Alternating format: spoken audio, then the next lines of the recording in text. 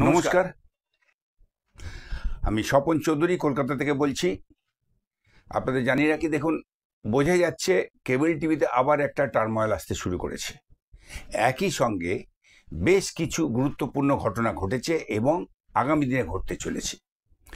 তো আমি আজকে আমার কেবিলওয়ালা ইউটিউব চ্যানেল নিয়ে, আমার সবার ইউটিউব চ্যানেল, সেই চ্যানেলে এই সমস্ত বিষয় নিয়ে, এই গুরুত্বপূর্ণ বিষয় নিয়ে আপনাদের সামনে আমি প্রতিবেদন রাখব। তো গুরুত্বপূর্ণ যে বিষয়গুলো আপনাদের সামনে রাখতে চলেছি, আপনি দেখুন। Consultation paper number 13/2023, dated August 8, 2023। তো কথা হচ্ছে, কনসালটেশন পেপার 13/2023 গত 8ই আগস্ট 2023 সালে ট্রাইয়ের তরফ থেকে এটাকে পাবলিশ করা হয়েছিল। এবং এই কনসালটেশন পেপারে কেবল অপারেটরদের জন্য, মানে এলসিও, সেই এলসিওদের জন্য একটা খুব ইম্পর্ট্যান্ট একটা বিষয় ছিল। সেটা কি? সেটা হলো ক্লজ নাম্বার 19।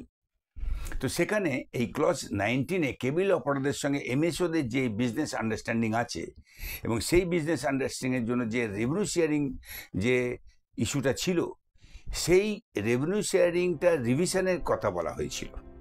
এবং এই যে রিভিশন করার জন্য যে কথাটা বলা হয়েছিল, তাতে বলা হয়েছিল যদি কোনো রিভিশন করার বিষয় থাকে এই এমএসও এলসিওদের রেভিনিউ শেয়ারিং ম্যাটারটা, তাহলে তারা, মানে এলসিও কেবল অপারেটর, তারা তাদের সাজেশন প্রপোজাল এখানে দিতে পারে উইথ ডিটেল ডিসক্রিপশন। এইভাবে কিন্তু এটাকে তুলে ধরা হয়েছিল, যেটা গত 8ই আগস্ট 2023-এ যে কনসালটেশন পেপারটা আপলোড করা হয়েছিল। এখন দেখুন, খবর আছে যে এই কনসালটেশন পেপারে বহু অ্যাসোসিয়েশন, কেবল অপারেটর অ্যাসোসিয়েশন এবং ইন্ডিভিজুয়াল কেবল অপারেটররা কিন্তু এই কনসালটেশন এগেনস্টে তারা তাদের সাজেশন প্রপোজাল এটা দিয়েছিল। এবং কলকাতাতে বেশ কিছু অ্যাসোসিয়েশন এবং ইন্ডিভিজুয়াল কেবল অপারেটরও কিন্তু এতে অংশগ্রহণ করেছিল। আপনাদের জানিয়ে রাখি যে ওই কনসালটেশন পেপারে তার রেসপন্সের উপর ভিত্তি করে ট্রাই এখন, মানে এই রিসেন্টলি আর একটা মেল সমস্ত পাঠানো শুরু পাঠিয়েছে।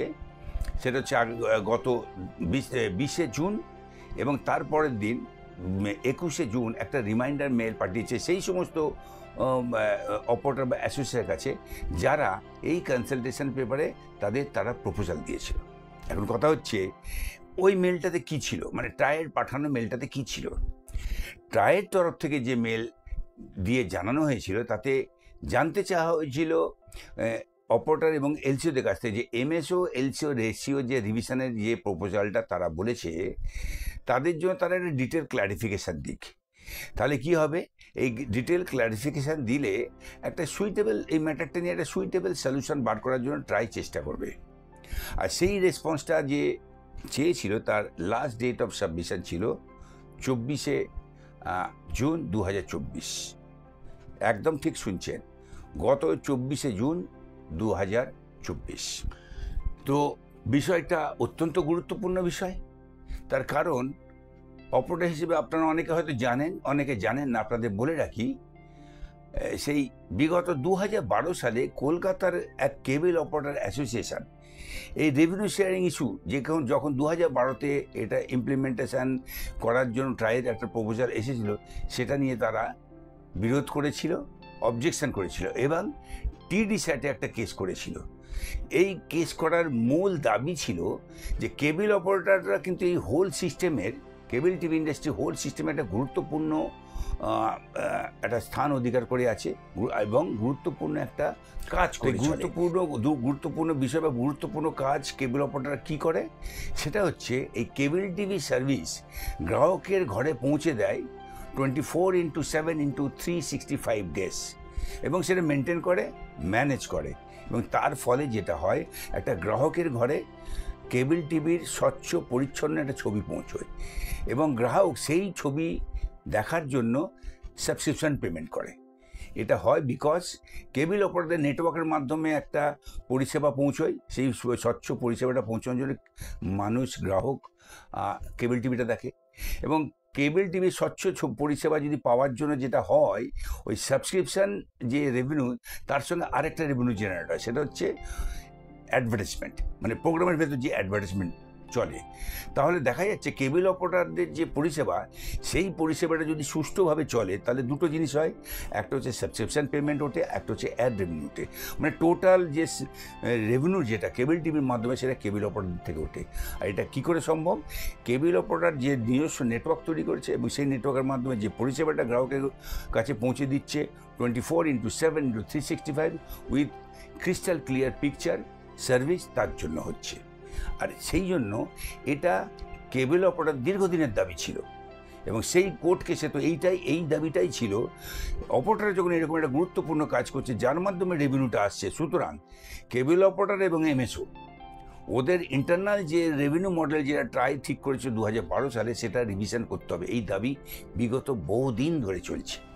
এখন এই দাবির সপক্ষে যুক্তি রেখে এবং একটা ডিটেল ক্ল্যারিফিকেশান দিয়ে ট্রাইয়ের কাছে জমা করার জন্য ট্রাই এই মেলটা সমস্ত অপারেটর এবং অ্যাসোসিয়েশনের কাছে পাঠাচ্ছিল, যারা এই প্রপোজালটা দিয়েছিল যে এমএসও এলসিও রেভিনিউ শেয়ারিং রিভাইজ করতে হবে, এবং তার লাস্ট ডেট ছিল 24/6/2024। একদম ঠিক শুনছেন, গত 24/6/2024। কিন্তু আশ্চর্যের বিষয়, এত বড় একটা ঘটনা, এত দিনের একটা দাবি, যেটা কোনোভাবেই ম্যাচিওর হচ্ছে না, ফুলফিল হচ্ছিল না এলসিওদের। তার কারণ পূর্বেকার যে নিয়ম ছিল সেই নিয়মেই ব্যবসার এতদিন চলছিল। পরবর্তীকালে বিভিন্ন দাবি দেওয়া, বিভিন্ন অবজেকশন তুলে ট্রায়ের মাধ্যম থেকে যখন এই প্রপোজালটার জন্য এই প্রপোজালটাকে ম্যাচিওর করার জন্য ফার্দার ক্লারিফিকেশান চাওয়া হলো, তখন কিন্তু কেবল অপারেটরদের ভেতরে এর কোনো হেলদোল দেখা গেল না। এমনকি এলসিও যে অ্যাসোসিয়েশন, সেখানেও হেলদোল দেখা যায়নি। কারণটা কি, কিভাবে বলছি? সাধারণত এইরকম ঘটনাতে অপারেটররা বিভিন্ন আলোচনা করে। এখন দেখার দিনে মূল আলোচনার জায়গা হচ্ছে সোশ্যাল প্ল্যাটফর্ম। সোশ্যাল প্ল্যাটফর্মে কী হচ্ছে না, এত গ্রুপস, অপারেটর এত কথা বলে বিভিন্ন বিষয় নিয়ে, মানে প্রয়োজনীয় অপ্রয়োজনীয় নিয়ে, সারা দিন সারা রাত মধ্যরাত পর্যন্ত। তাহলে এই রকম ব্যাপার একটা, যেটা গুরুত্বপূর্ণ বিষয়, অপারেটরদের স্বার্থে ট্রায়ের তরফ থেকে প্রপোজালটা এলো, সেটা কেন আলোচনা হলো না, বা কোথাও পোস্ট করা হলো না, বা কোথাও জানানো হলো না? এটা যে বলছি, এর কারণ হচ্ছে সত্যি সেটা কোথাও দেখা যায়নি। এর কারণটা কি? কেউ কি তার সেটা জানে না, নাকি না জেনে বা জেনে কর্ণপাত করেনি? কিন্তু কেন, এর কোনো কিন্তু ব্যাখ্যা পাওয়া যাচ্ছে না। এখন বর্তমান ব্যবসায়িক অবস্থা, এলসিওদের যে এটা ডিমান্ড, সেই ডিমান্ডের পরিপ্রেক্ষিতে যে সলিউশন বার করার জন্য যে ট্রায়ের উদ্যোগ ছিল এলসিও এবং এলসিও অ্যাসোসিয়েশনের কাছ থেকে যে রেসপন্স, সেটা কিন্তু এলসিওদের কাছ থেকে কোনোভাবেই সময় মতো পৌঁছয়নি এখনও পর্যন্ত, যা খবর আছে। পরে অবশ্য খবর যেটা পাওয়া গেছে যে এটা এই মেলের এগেনস্টে লাস্ট মোমেন্টে কিছু অ্যাসোসিয়েশন, কিছু ইন্ডিভিজুয়াল অপারেটর, তারা তাদের রেসপন্স লেটার পাঠিয়ে টাইম চেয়েছেন, এক্সটেনশন চেয়েছেন, যে এই ব্যাপারে তারা তাদের মতামত দেবে। এই যে ডেট এক্সটেনশনের জন্য যে রেসপন্সটা গেল ট্রায়ের কাছে এলসিও এবং এলসিও অ্যাসোসিয়েশন থেকে, কি হবে জানা নেই। যদি ধরে নেওয়া যায় যে এর একটা এক্সটেনশন হবে, তখন কি হবে, তারপর কি হবে, কবে এটা নিয়ে আলোচনা হবে, কবে এটা নিয়ে একটা ব্রেনস্টর্ম করা হবে, একটা ক্যালকুলেশন করা হবে, প্রপার একটা ফরম্যাট দিয়ে এর প্রেজেন্টেশনটা হবে, এটা কিন্তু জানা নেই। কারণ এখনও পর্যন্ত অপারেটর অ্যাসোসিয়েশনদের কোনো বক্তব্য কোথাও দেখা যাচ্ছে না, এলসিওদের এটা নিয়ে কোনো আলোচনায় বসতে দেখা যাচ্ছে না, বা সেটা নিয়ে কোনো বক্তব্য কোনো সোশ্যাল প্ল্যাটফর্মে পাওয়া যাচ্ছে না। এখন মুশকিল হচ্ছে বিষয়টা এলসিওদের, সেই বিষয়টা, সেই ডিমান্ডটা বিগত বহুদিন ধরে চলছে। আর যখন সময় এলো ট্রায়ের মতো সংস্থার কাছ থেকে যখন এলসিওদের কাছে জানতে চাওয়া হয়েছে, সেটা যদি ঠিক মতো না যায়, তাহলে এলসিওদের যে ব্যবসায়িক যে সুরক্ষা বলুন, বা ব্যবসায়িক যে রেভিনিউ আর্নিংয়ের জিনিসটা সিকিউর করা বা সুরক্ষা দেওয়ার কাজটা কী করে হবে, এটা কিন্তু জানা নেই।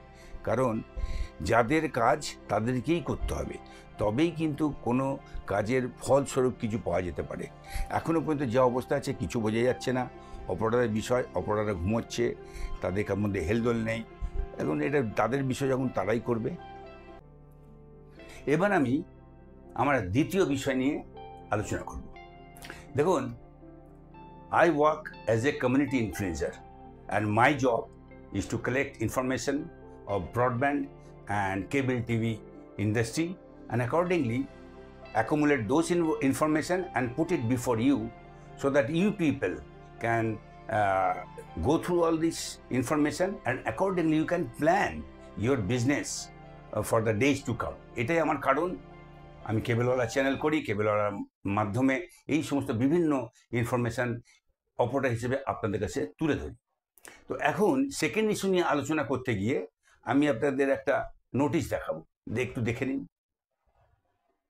আগামী 27শে জুন 2024 দিল্লির শাস্ত্রী ভবনে ministry of information and broadcasting government of ইন্ডিয়ার তরফ থেকে একটা মিটিং ডাকা হয়েছে। এই মিটিংয়ের চেয়ারপারসন থাকবেন এমআইবির joint secretary mister Sanjeev Shankar, এবং এমআইবি যে মিটিংটা কন্ডাক্ট করছেন অন ইনভাইটেশন বেসিস, অ্যান্ড মিটিংয়ের যে বিষয়বস্তু সেটা হচ্ছে LCO related issues on a few agenda. আপনারা জানেন all India apex body DSPF, digital service provider federation এলসিওদের বিভিন্ন ইস্যু নিয়ে MIB minister mister Anurag Thakur MIB joint সেক্রেটারির সঙ্গে বেশ কয়েকবার মিটিং করে এবং অপারেটরদের বাস্তব কিছু অসুবিধার কথা তুলে ধরেন। তারই কানেকশন হিসেবে এই মিটিংয়ের আমন্ত্রণপত্র ডিএসপিএফের কাছে এসেছে। সেই মতো ডিএসপিএফের একটা টিম আগামী 27শে জুন এমআইবি মিটিংয়ে অংশগ্রহণ করতে দিল্লি পৌঁছচ্ছে। বিভিন্ন রাজ্যের ডিএসপিএফের সদস্যের সঙ্গে বাংলা থেকে আমিও এই মিটিংয়ে অংশগ্রহণ করার উদ্দেশ্যে আগামী 27শে জুন রওনা হব। এই মিটিং অ্যাটেন্ড করার জন্য বেশ কিছু হোমওয়ার্ক থাকবে, সেটা করা হবে, কিন্তু কিছু বিষয় নিয়ে অস্বস্তি থাকবে। চলুন ইস্যুগুলি নিয়ে একটু কথা বলে নিই। এবার আমি এজেন্ডা ভিত্তিক আলোচনা করব। এজেন্ডা নাম্বার 1, দেখুন এখানে বলা হয়েছে যে ব্রডব্যান্ড পরিষেবা মানে ইন্টারনেট সার্ভিসের রুরাল এরিয়াতে পেনিট্রেশন বাড়াতে হবে এবং এই বাড়ানোর প্রয়োজনে অপারেটরদের যে নেটওয়ার্ক আছে সেই নেটওয়ার্ক ব্যবহার করার কোনো পরিকল্পনা করা যায় কিনা। বিষয়টা কিন্তু অত্যন্ত গুরুত্বপূর্ণ। কেন্দ্রীয় সরকারের একটা ন্যাশনাল ব্রডব্যান্ড প্ল্যান আছে, সেই ন্যাশনাল ব্রডব্যান্ড প্ল্যান অনুযায়ী একটা ইয়ার্ড সেট করা আছে, একটা টাইম ফ্রেম সেট করা আছে যেখানে কীভাবে ভারতবর্ষে ইন্টারনেট পেনিট্রেশন বাড়াতে হবে, কিন্তু সেটা সম্ভব হয়ে উঠেনি। বিগত 10 বছরে যে প্ল্যান সেট করা ছিল সেই মতো ব্রডব্যান্ড পেনিট্রেশন ম্যাচ করেনি, মানে ওটা অ্যাচিভ করা যায়। এর বিভিন্ন কারণ আছে, কিছু বাস্তব প্রতিবন্ধকতা আছে। এখন সেইগুলো দেখে তার ওপর বিভিন্ন অ্যানালিসিস করে এখন যে টার্গেট ফিক্স করা হয়েছে এবং তার জন্য যেটা ভাবনা চিন্তা হচ্ছে সেটা হচ্ছে যে লোকাল কেবল অপারেটর যারা আছে তাদের নেটওয়ার্ক তো প্রত্যন্ত গ্রাম প্রত্যন্ত অঞ্চল পর্যন্ত আছে, যেখানে কিন্তু কোনো corporate multi national company government এজেন্সির কারো কোনো নেটওয়ার্ক নেই, কিন্তু কেবল টিভি নেটওয়ার্ক আছে। তাহলে গভর্নমেন্ট বা সরকার এটা ভাবছে যদি কেবল অপারেটরদের সঙ্গে কোনোভাবে একটা টাই আপ করে এই প্রত্যন্ত গ্রামে ইন্টারনেট পরিষেবা পৌঁছে দেওয়া যায়, তার জন্য কোনো প্ল্যান প্রোগ্রাম করা যায় কিনা। এটাই হচ্ছে একটা সেকেন্ড ইস্যু যেটা এই মিটিংয়ে একটা এজেন্ডা আছে। তো এটা একটা বিরাট বড় অপরচুনিটি বলা যায়। এখন এই অপরচুনিটি নিয়ে কাজ করার আগে কি হবে আমাদের জানতে হবে, কিভাবে হবে আমাদের জানতে হবে। তারপর সেই জিনিসটা যদি অপারেটর ফেভারেবল হয় তাহলে অপারেটরকে নিয়ে এই কাজ করার জন্য যা করণীয় আছে সেটা আমরা হয়তো ট্রায়াল মিটিং থেকে জেনে এসে পরবর্তীকালে আপনাদের সামনে রাখতে পারবো। পরে যে তৃতীয় ইস্যুটা থাকবে এই মিটিংয়ের এজেন্ডা সেটা হচ্ছে ন্যাশনাল রেজিস্ট্রেশন অফ এলসিওস, মানে যাকে আমরা বলি এনআরএন, ন্যাশনাল রেজিস্ট্রেশন নাম্বার, অর্থাৎ এলসিওদের ভারত সেবা পোর্টালের মাধ্যমে রেজিস্ট্রেশন করা এবং সেই রেজিস্ট্রেশনের পরিপ্রেক্ষিতে একটা নাম্বার পাওয়া। এটা একটা প্রোগ্রাম নেওয়া হয়েছিল ট্রায়ের তরফ থেকে, এমআইবির তরফ থেকে। কারণ এই কেবল অপারেটরের যে অ্যাকচুয়াল নাম্বার সেটা পিএনটির মাধ্যমে সম্ভব হচ্ছে না, প্লাস আরও কিছু ক্রাইটেরিয়া গভর্নমেন্ট আছে যেখানে এমএসওর যেমন রেজিস্ট্রেশন আছে, ব্রডকাস্টারের যেমন এমআইবিতে রেজিস্ট্রেশন আছে, সেইভাবে কেবল অপারেটরের রেজিস্ট্রেশনও এবার এমআইবির আন্ডারে চলে যাবে। তো সেই উদ্দেশ্যেই অ্যাকচুয়ালি ভারত সেবা পোর্টাল করা হয়েছিল এবং বলা হয়েছিল সারা ভারতবর্ষের কেবল অপারেটরদের যে এখানে তাদের রেজিস্ট্রেশন করতে হবে, একটা টাইম ফ্রেম করা হয়েছিল। কিন্তু সেখানে আমরা কি দেখলাম, আজকে এখন যে প্রতিবেদনটা আমি আপনাদের সামনে রাখছি সেই প্রতিবেদন অনুযায়ী, সেই প্রতিবেদনে সময়ে total registration through out India যেটা হয়েছে সেটা হচ্ছে 40,385টা অপারেটর, তারা ভারত সেবা পোর্টালে তাদের নাম নথিভুক্ত করেছে। কিন্তু এটা কি সারা ভারতবর্ষের কেবল অপারেটর সংখ্যা? আমার কাছে যা খবর আছে, আমি যেটা জানি, জেনুইন ইনফরমেশন ইজ দ্যাট তামিলনাড়ুতে কেবল অপারেটর সংখ্যা প্রায় 40,000, আর সারা ভারতবর্ষের কেবল অপারেটরদের ভারত সেবা পোর্টালে রেজিস্ট্রেশন হয়েছে 40,385। এটা হাস্যস্কর ব্যাপার। সমস্যা হচ্ছে অন্য জায়গায়। সমস্যা হচ্ছে আমরা ডিএসপিএফ এর তরফ থেকে যখন বারবার মিনিস্টার, ট্রাই সেক্রেটারিদের সঙ্গে মিটিং করি, তখন আমরা ওনাদের বোঝাতে পেরেছিলাম যে সারা ভারতবর্ষের 9 লক্ষ কেবল অপারেটর আছে, তার সঙ্গে তাদের কাজের লোক, তার সঙ্গে তাদের পরিবার, এই সংখ্যাটা প্রায় 2 থেকে 3 কোটি মানুষ এর সঙ্গে জড়িয়ে আছে কেবল টিভি ডিস্ট্রিবিউশন। সুতরাং তাদের প্রোটেকশন দিতে হবে, তাদের স্বার্থ দেখতে হবে। কিন্তু সেইটা প্রুভ করার যে কাজটা ছিল, সেই কাজের যে উদ্দেশ্যটা নিয়ে ট্রাইকে বলে এই এনআরএন করানো, তাতে কিন্তু দেখা গেছে যে অপারেটররা কিন্তু এটাতে সহযোগিতা করেনি এবং ইন্টারেস্টও নেয়নি। তার জন্য কি হয়েছে, কোনো রেজিস্ট্রেশন নেই। 40,000 রেজিস্ট্রেশন কিছু রেজিস্ট্রেশন নয়। এটা আপনি আমি অ্যাজ এ অপারেটর ভালো করে জানি, কারণ আমাদের আশেপাশে বহু অপারেটর কীভাবে এটা করতে চায়নি, কীভাবে তাদেরকে ভুলভাবে বুঝিয়ে তাদেরকে বিরত রাখা হয়েছে, এটা সবাই আমরা জানি। কিন্তু এটা যে একটা কমিউনিটির পক্ষে, মানে কেবল অপারেটর কমিউনিটির পক্ষে কত বড় ডিসঅ্যাডভান্টেজ হতে চলেছে, সেটা ভাবলেও আতঙ্ক লাগে। কিন্তু কে কাকে বোঝাবে? এখানে তো সবাই আইনস্টাইন, কাউকে বোঝানোও কিছু নেই, বোঝানোর থেকে বেশি বোঝে। সুতরাং এটা যে কত বড় ড্রব্যাক হলো কিছু সংখ্যক, মানে অনেক সংখ্যক অপারেটরের জন্য টোটাল এলসিও কমিউনিটি, সেটা আগামী দিন বলবে। এই মিটিংয়ে কিন্তু এটাও একটা এজেন্ডা ইস্যু ফর ডিসকাশন। এবার আমি আপনাদের 3 নম্বর ইস্যু, এই যে মিটিং হবে, এই 3 নম্বর ইস্যু কথাটা বলি। দেখুন, ওখানে লেখা আছে transfer of registration of LCOs to Bharat Seva portal from post and telegraph department. আপনারা হয়তো মনে রাখবেন, আমি বারবার এই কেবলওয়ালা চ্যানেলের মাধ্যমে আপনাদের সামনে তুলে ধরেছিলাম, আমরা যে সমস্ত মিটিং করতাম সেই মিটিংয়ের মাধ্যমে কিন্তু এটা আমরা বুঝতে পারছিলাম যে এইরকম একটা ঘটনা ঘটতে চলেছে যে পোস্ট অ্যান্ড টেলিগ্রাফের আন্ডারে এই রেজিস্ট্রেশন থাকবে না। এটা আলটিমেটলি এমআইবি কাছে বা ঠিক সেটা হতে চলেছে।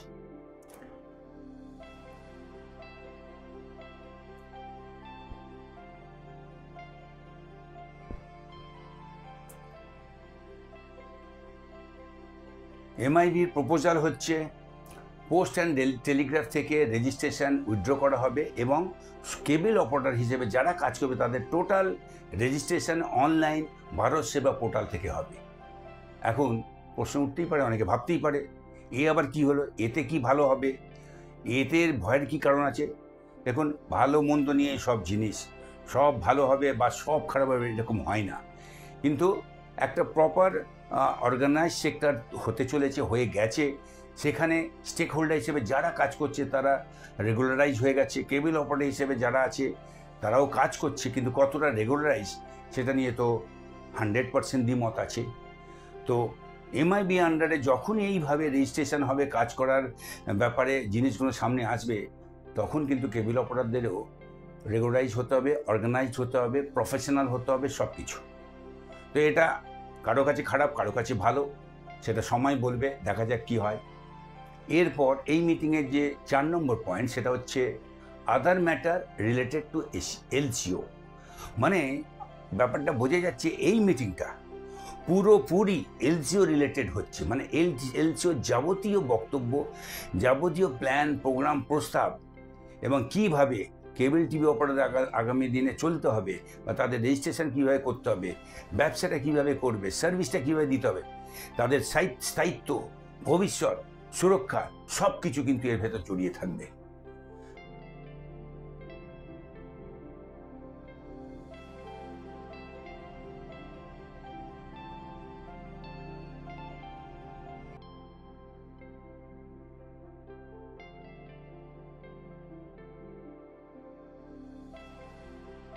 তবে শেষ করার আগে আমি আমার মনের কথা আপনাদের বলে যেতে চাই। দেখুন, সংগঠনের কাজ করাটাতে কোনো বাধ্যবাধকতা নেই, কেউ কাউকে বাধ্য করে না, কিন্তু সংগঠনের কাজটা হয় প্রয়োজন মনে করি বলে, দায়িত্ব এটা দায়িত্বের মধ্যে পড়ে বলে, তাই মনে করি বলে সঠিক টিম, সঠিক উদ্দেশ্য, সবাইকে নিয়ে কাজ করার যে মানসিকতা, এবং সেটা নিয়ে ব্যবসাকে যাতে সুরক্ষা করা যায়, সুদৃঢ় করা যায়, এটাই একমাত্র উদ্দেশ্য ও কাজ। এই সাংগঠনিক কাজ, ব্যবসার সঙ্গে সঙ্গে এই সাংগঠনিক কাজটা করে যাওয়া। দেখুন, এই মানসিকতায় মানে সবার জন্য, সবাইকে নিয়ে সবার সাথে কাজ করা, এই মানসিকতায় বুক বেঁধে বিগত 30 বছর ধরে সাংগঠনিক কাজে আমি যুক্ত।